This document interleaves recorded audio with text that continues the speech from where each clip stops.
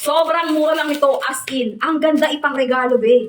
Ang cute-cute ipang regalo. Grabe, tapos napakamura lang. Ito yung pinaka-appearance ng cutie-cutie pop-up na to. Ang cute talaga, pangga. Oh, diba?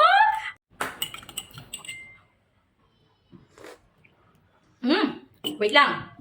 Wait lang. Wait lang. Higo pa ko ulit. Isang higo pa, be. Isang higo pa.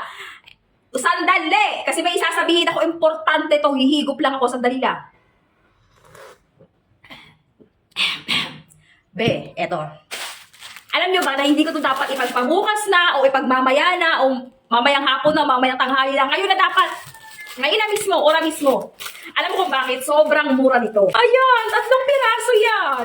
O, sino magsasabing napaka mahal nito? Eh, sobrang mura ko lang siya nabili. 3 pieces, guys. As in, ganda ipang regalo. Pang regalo, pang friendship gift or what?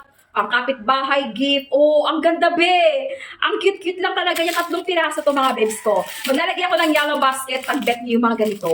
Alam niyo kung bakit? Eto pa. Bibigyan ko pa kayo ng technique dito. Lagyan niyo ng dust, coloring dust. Yung loob ng pop-pop-pip, pop-pip, ng pop-pop, ano ba tawag dito doon? Ng kantuta-tuta. Be, lagyan nyo ng mga glitter-glitter something, ganda nito. Pero eto okay na sa akin to eh.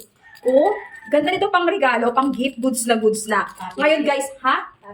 Puppy chain, ganun pa rin yun. Tuta-tuta, puppy chain, same lang yan sila, babes. Napaka-cute-cute, basta cute-cute sila. Lagay mo sa bag mo, gawin mong keychain, goods as good to. Tapos ang mura lang kasi, sobrang mura lang nito. Kahit ako di ako makapaniwala, basta mura lang. Hindi ko na sabihin kung magkano yung price. Ayan yung link ko, eto.